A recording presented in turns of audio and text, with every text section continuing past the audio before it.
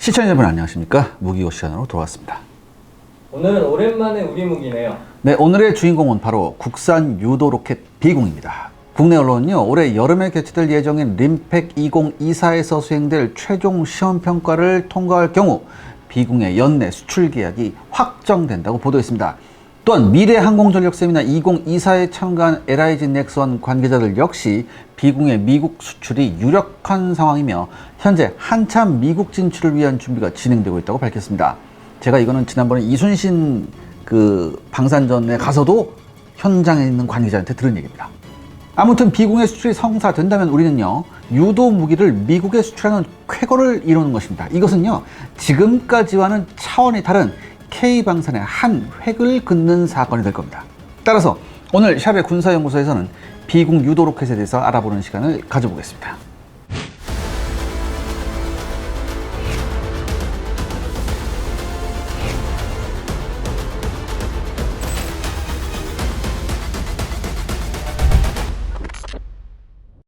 진짜 B-20의 미국 수출이 가능한 건가요?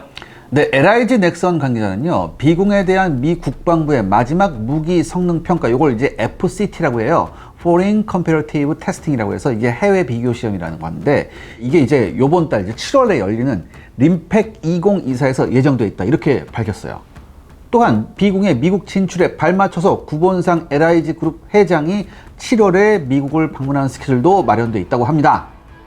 미 국방부의 해외 무기 성능 평가는요, 총 8번에 걸쳐서 진행이 됩니다. 이미 2019년 1월부터 미 국방부 평가단의 참관 아래 국내 사격 시험이 시작되어서요, 현재까지 전반기 4회의 발사 테스트가 모두 성공적으로 종료됐습니다. 이어서 미국 현지에서 4회 테스트가 수행되고 있는데요, 현재까지 2회가 성공했고요. 3월에 예정됐던 3회 테스트는 기상 악화로 시뮬레이션 방식으로 대체된 상태입니다. 그리고 이어서 림팩 2024에서 4회째 시험 평가가 성공적으로 완료되면 2024년 연말까지 수출 계약이 확정될 가능성이 높다고 합니다. 미 해군은 얼마 전 홍해와 아라비아 해역에서 후티 반군이 발사한 대함 미사일과 순항 미사일, 이게 원래 이거는 이제 이스라엘 공격용인데 요거를 이제 요격하고 있고요. 언제든 후티 반군과의 해상 전투가 벌어져도 이상하지 않은 상황이죠. 그런데요, 후티 반군의 주력 무기가 바로 소형 고속정입니다. 동시 다목표 공격이 가능한 B-20 타입의 유도 무기가 반드시 필요한 이유가 바로 이거죠. 이 UAE와 사우디도요, 이란과 후티 반군의 고속정에 대응해 자국의 경비정과 고속정에 B-20을 이미 배치한 상태예요. 구체적으로 UAE가 해양경찰 초기함에 B-20 발사기를 장착했고요. 사우디 해군이 2022년 10월에 취역한 200 FPV 고속정에 B-20을 탑재할 예정이에요. 사우디는 총 12척의 B-20을 배치할 계획이고요. UAE는 추가로 고윈드급의 B-20을 탑재할 예정입니다. 그리고 드디어 2019년부터는 미 해군이 B-20에 관심을 표명하기 시작했죠. 그 탑재 방식으로 해상작전 헬기와 USB라는 건 이제 무인 수상정이에요. 여기에 탑재를 이제 미국이 요구함에 따라서 국내에서 추가 개발 사업이 진행되고 있습니다. LIG 넥슨은 2016년에 지상형 B-20 개발을 완료한 이후 한국군 채용 및 해외 수출에 대비해 자체 예산을 투입해서 B-20에 대한 항공기 운용을 위한 감항 인증 사업을 시작하고 있습니다.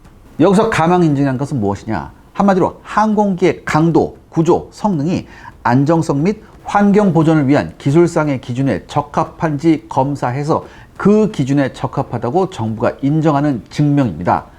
그러니까 항공기가 운영 범위 내에서 비행 안전에 적합하다는 것을 말하죠. 한마디로 B-20 이제 공중형을 항공기에 장착해서도 항공기가 이상이 없다, 이거를 이제 말하는 거예요. 그리고 국방기술진흥원의 예산 지원을 활용해서 무인 함정 탑재용 B-20 교전 시뮬레이션 분석 도구 및 발사 안정성 기술 개발 사업을 진행하고 있습니다. 사업 내용은요, 우리 ADD와 미 해군 무기 항공연구소, 이제 NAWCWD라는 곳인데 여기하고 LIG 넥슨이 협력해서 진행되고 있고요. 작년부터 올해까지 사이에 약 15억 원이 투입되어 있는 사업입니다. 사업의 방향성은 모함에서 표적 정보를 수신한 USV가 B-20 발사기를 활용해 다수의 수상 표적과의 동시 교전하는 과정을 시뮬레이션으로 연구함과 동시에 USV에 탑재될 B-20 발사기를 안정화시키는 기술을 연구하고 있다고 합니다. 통상적으로요, 이 USV, 이 무인 수상함정은요, 배수량이 20톤 미만인 경우가 대부분이에요. 그러니까 바람과 파도 등의 외력의 영향을 많이 받죠. 그렇기 때문에 뭐가 필요하냐? 추가적으로 EOTS, 전자광학 추적 장치가 필요해요. 또한 비공의 발사기 역시 그 흔들리는 파도에 의해서 안정화되어야만 제대로 발사가 가능하겠죠. 그러니까 이거를 지금 이제 시뮬레이션하는 그런 사업입니다. 이 비궁은 어떻게 탄생하게 됐나요? 네, 미국 수출 신화를 준비 중인 우리 비공의 개발은요, 무려 1990년대로 거슬러 올라갑니다. 1990년 걸프전 당시 미 해군은 이란으로 도망가는 이라크 고속정부대를 발견하고 곧바로 저지 작전을 시작했어요. 하지만 당시 적절한 대한 무기 체계가 없어서 상당수의 고속정이 탈출에 성공합니다. 이것이 향후 문제로 지적이 됐죠. 그리고 사우디아라비아와 이란 사이에 좁은 호르무즈 해협을 통과하는 유조선을 노리는 이란의 소형 고속정이 항시 위협이었기 때문에 그 대응책도 필요했습니다. 그런데요, 미 해군은 좀 방심했었어요. 그리고 그 대가를 치르게 됐죠. 2000년 10월 12일 예멘에 정박 중이던 미 해군 알레이버급 구축함 콜호를 향한 자살 보트 테러가 일어난 것이죠. 이 사고로 콜호의 측면에는요, 가로 6m, 세로 12m의 커다란 구멍이 뚫림과 동시에 승조원 4명이 사망하고 40여 명이 부상하는 참극이 발생했습니다. 미 해군은요, 콜호 사건을 겪은 직후에 곧바로 이지스함에 M2 12.7mm 중기관총을 배치했고요. 현재는 EOTS를 사용해 원격 사격이 가능한 마크 38 25mm 중기관포 2문을 장착하고 있습니다. 하지만 대량의 자살 보트가 한꺼번에 몰려올 경우 뚜렷한 대응책이 없었어요. 이에 미 해군은요, 항상 공중 초계 중인 시오크 해상작전 헬기에 탑재된 상태에서 다수의 자살폭탄 보트 공격에 대응할 수 있는 저렴한 유도 로켓 개념 연구를 본격화하기 시작했습니다. 그런데요, 이러한 비슷한 고민을 우리나라도 하고 있었습니다. 그게 무슨 말인가요? 2001년에 테러와의 전쟁이 시작되었고요. 이어 2003년 이라크 전쟁으로 인해 미국은 점차로 게릴라전의 수렁에 빠지게 되는데요. 병력 자원이 제한적인 미 육군은 대게릴라전 수행에 반드시 공격 헬기가 필요했습니다. 그래서 우리 정부에게 한반도에 배치된 AH-64 아파치 전력을 대게릴라전에 투입할 수밖에 없다는 사정을 전달했죠. 그래서 우리나라는요, 동맹국의 전쟁에 지원할 수밖에 없었고, 다행히 2000년대 초반이 되면 북한군의 남침 능력이 사실상 붕괴된 상태였기 때문에 대전차 작전 능력 저하는 큰 문제가 되지 않았습니다. 하지만 서북 도서에 대한 북한 해군의 공격 위협은 지속적으로 강화되고 있었습니다. 당시 주한미군 공격 헬기가 주행하던 임무 중 하나가 바로 북한군의 고속 침투정 및 공방형 공기부양정, 이게 공기부양정 같은 경우는 130척 정도 되거든요. 여기에 대한 요격 임무였어요.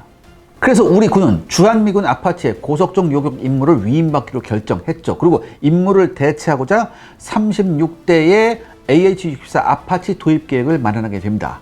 하지만 이 AH-64 도입 사업은요, 여러 문제로 지연이 돼요. 그리고 그런 와중에 서북 도서 지역에 대한 방어 임무는요, 해군과 해병대가 주도적으로 담당할 수밖에 없었습니다. 이런 상황에서 북한은 자신들이 보유한 130여 척의 공방급 공기부양정을 동원해 서북 도서 5개의 섬을 신속 점령하는 훈련을 반복합니다. 그러니까 이게 뭐예요? 우리 해군을 굉장히 곤혹스럽게 만들었어요. 아무튼 이렇게 혼란한 상황이 진행되던 2004년 말 국방과학연구소는요, 미국의 로지르 사업을 참조해서 국방부에 70mm 무유도 하이드라 로켓의 유도 무기화 개념을 제시하게 됩니다. 시청자 여러분들의 구독과 좋아요는 영상 제작에 정말 큰 도움이 됩니다. 여러분들 부탁드리겠습니다. 구독과 좋아요. 이 로지르 사업은 뭔가요? 한미 양국 모두가 고속정에 대한 대응책에 고민하던 중 미 해군의 고민과 연구 방향성이 우리 국방과학연구소에 의해서 포착이 됩니다. 국방과학연구소는 한미 안보회의를 통해 국방과학연구소가 연구 중인 70mm 유도 로켓에 대한 개념을 미 해군에게 소개해요. 그리고 미 해군도 이를 검토했고요. 자신들이 연구하던 로지르 개념과 합치된다고 평가함에 따라 곧바로 한미 양국 사이에 물밑 접촉이 시작됩니다. 그 후 미 해군은 동급 유도 무기를 미 국방업체에 위탁할 경우 예산이나 시간상의 낭비가 엄청날 것이라고 판단, 적절한 기술력을 지닌 한국과 공동 개발을 결정하게 되죠. 그리고 2007년 3월 5일 방위사업청의 주도하에 국방과학연구소와 미 해군 항공무기연구소가 70mm 로켓 유도 무기를 공동으로 연구 개발한다는 양해각서를 교환합니다. 양국이 개발하는 신형 무기체계는요, 로지르, 즉 Low Cost Guided Imaging Rocket, 그러니까 저가 영상 유도 로켓 시스템이라 이런 거죠. 이 로지르로 호칭됩니다. 개발 목표는 북한과 이란이 보유한 대량의 고속정을 상대할 수 있는 저렴한 가격의 유도탄을 개발하는 것이었죠. 이어서 한미 양국은요, 600억 원 이상의 개발비를 투입, 사거리 약 7km급의 적외선 영상 시커를 통한 발사 후 망각을 사용하는 유도 로켓 시스템을 개발한다는 사업안에 합의합니다. 그런데 이 로지르 개발 사업은요, 이것보다 앞서 진행 중이던 APKWS 개발 사업의 영향을 많이 받았습니다. 이 미 육군은요, 아프가니스탄하고 이라크 전쟁을 수행하면서 미 육군이 운영하는 가장 작은 AGM-114 헬파이어 미사일마저도 근접전과 시가전에서 사용하기에는 탄두 위력이 너무 과도하다는 점을 파악했습니다. 이에 영국 BAE 시스템즈는요, 미 육군의 표준형 로켓탄인 70mm 하이드라의 반능동 레이저, 그러니까 쌀 방식이거든요, 이게. 이 쌀 방식의 유도 시커와 소형 유도 장치를 장착한 형태의 APKWS 유도 로켓을 개발합니다. 이 APKWS라는 건 Advanced Precision Kill Weapon System이라는 얘기예요. 그리고 이 시스템은요, 현재 미 육군, 공군, 해군 모두 사용하고 있습니다. 이런 저가형 유도 무기가 가능한가요? 근데 이 APKWS는요, 최대 사거리에서도 공산 오차가 1m 이하입니다. 이 탑재된 고폭탄의 중량이 1.1kg에 불과해서요, 근접전 상황에서도 충분히 정밀 화력 지원을 실시할 수 있고요, 당시 개량 키트 가격이 한 $10,000 정도에 불과해서 저렴한 체계였어요. 미 해군은 이 APKWS 개발을 지켜본 이후 이 APKWS의 유도 체계를 기반으로 유도 방식만 교체함으로써 저가형의 파이어 앤 포겟형 유도 무기 개발이 가능하다고 판단했습니다. 그러니까 여러분 여기서 주의하실 점은 이 APKWS는 반능도형 쌀 방식이기 때문에 뭐예요? 파이어 앤 포겟이 아니에요. 유도를 끝까지 해야 돼요. 특히나 하이드라 로켓을 사용할 경우 MH-60 시오크 해상작전 헬기가 사용 중이던 7연발 M151 로켓 런처 2기에 총 14발의 유도 로켓을 탑재할 수 있었고요. 추가적인 개량이나 항공 역학적 테스트도 필요 없었습니다. 미국은 이미 적외선 영상 시커를 활용, 조준된 표적을 스스로 쫓아가 명중하는 영상 추적 기술을 1987년에 등장한 AGM-65G 매버릭부터 실용화시킨 상태였습니다. 이어 1998년에 적외선 영상 유도 방식을 사용하는 제블린 중거리 대전차 미사일을 배치한 상태였기 때문에 영상 추적 기술은 충분히 검증된 기술이었죠. 다만 냉각형 적외선 시커, 그러니까 한마디로 열상, 요거는요 상당히 비싸고 부피도 컸어요. 따라서 미국은 1990년대 개발된 비냉각 적외선 시커 기술을 활용하기로 결정합니다. 그리고 이렇게 해서 완성된 로지르 개념은 70mm 하이드라 로켓에 장착된 마크 66 고체 로켓 모터를 그대로 활용하는 그런 모델이었습니다. 덕분에 직사사격을 수행하면 7km 정도의 사거리 확보가 가능했습니다. 전면에는 가격을 낮추고자 선택된 스트랩 다운 방식의 비냉각 적외선 영상 시커가 장착되어 있었고요. 그 뒤에 유도 모듈에는 신호 처리 장치와 소형 관성항법 유닛 IMU 모듈이 있습니다. 이 현궁이나 제블린, AIM-9X와 같은 냉각형 적외선 유도 무기는요, 적외선 시커가 표적을 지속적으로 추적할 수 있도록 상하 좌우로 시커를 구동시키는 짐볼 구동 장치를 탑재하고 있습니다. 근데 이 군사용 짐볼은요 상당히 정교하고 비싼 물건이고요, 게다가 부피도 다소 좀 컸어요. 이와 비교해 스트랩 다운 방식은요, 스마트폰에 사용 중인 전자식 줌처럼 1차로 광시계로 표적을 탐지한 이후 표적이 발견되면 광시계에서 협시계, 좀 좁은 시계로 좁혀서 표적을 정밀 추적하는 개념을 활용해 값비싼 짐볼 구동 장치를 제거할 수 있게 되었습니다.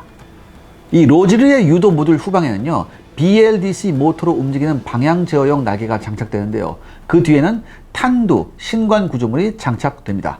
개발비와 양산 비용을 줄이고자 70mm 하이드라 로켓에 사용된 중량 1.1kg짜리 고폭탄과 충격 신관을 그대로 활용했죠. 로지르에 사용된 저가형 비냉각 열영상 시커는요, 탐지 범위가 1km 정도에 불과합니다. 그렇기 때문에 다수 표적에 대한 동시 공격을 위해서는 표적 할당 정보를 별도로 확보할 필요성이 있어요. 그래서 로지르를 운영하는 전투 체계는요, 표적의 영상 정보와 거리 정보를 확보할 수 있는 EOTS가 반드시 필요합니다. 다행히 시호크와 같은 해상작전 헬기는 기본적으로 EOTS 장비를 보유하고 있어서 새로운 탐지 장비를 추가할 필요가 없어요. 로질의 유도 방식을 보면요, 시호크 등의 탑재 무기가 표적의 영상 정보와 거리 데이터를 입력한 이후 발사하면 이 관성 유닛이 파악한 위치 정보를 기반으로 표적의 이 로지르 로켓이 접근합니다. 접근 방식도요, 비례항법 알고리즘을 이용해서요, 목표가 움직이는 경로와 속도를 추적한 다음에 목표의 미래 위치를 향해 이동하는 알고리즘을 보유하고 있습니다. 그리고 로지르가 1km까지 유도되면 이윽고 전방에 장착된 스트랩다운 방식의 비냉각 적외선 영상 장치가 가동을 하고요, 표적을 탐지한 이후 종말 유도를 수행하죠. 개발 사업은 순조로웠나요? 이제 국방과학연구소는요, 2007년부터 미 해군과 공동으로 로지르 개발을 시작했지만 돌연 2012년에 미국에서 시퀘스터로 공무원 월급까지 제대로 지불되지 못하는 사태가 발생합니다. 이 시퀘스터라는 게 뭐냐? 연방정부 예산 자동 삭감 조치예요. 이렇게 되니까 당연히 미 해군은요, 로지르 개발에 필요한 예산을 한동안 확보할 수가 없었습니다. 그리고 이에 결국 미국이 손을 떼버리는 일이 발생했어요. 그러니까 공동개발국이 나자빠진 거예요. 그러니까 여러분들, 우리는 왜 이렇게 이 개발 파트너 복이 없는지 모르겠어요. 예? 하지만요, 우리는 포기하지 않고 2012년부터 우리 주도로 개발 사업을 진행합니다. 이에 개발 방식은 국방과학연구소의 총괄 하에 적외선 영상 시커 및 유도부는 넥스원 퓨처, 그러니까 현 LIG 넥스원이죠. 이곳이 담당하고 로켓 기체 구조는 두원중공업이, 신광과 로켓은 한화가 각각 분담하기로 합니다. 그리고요, 로지르 사업이 우리 주도로 시작되자 우리 해병대가 차량 탑재형을, 그리고 우리 공군이 KA-1 공중통제기에 채용할 것이라고 발표했지만 2016년에 공군이 KA-1 탑재형 개발을 접으면서 로지르 양산 가격이 폭등할 것이라는 우려가 나오기 시작합니다. 한마디로 로지르 사업에 빨간불이 켜진 거죠.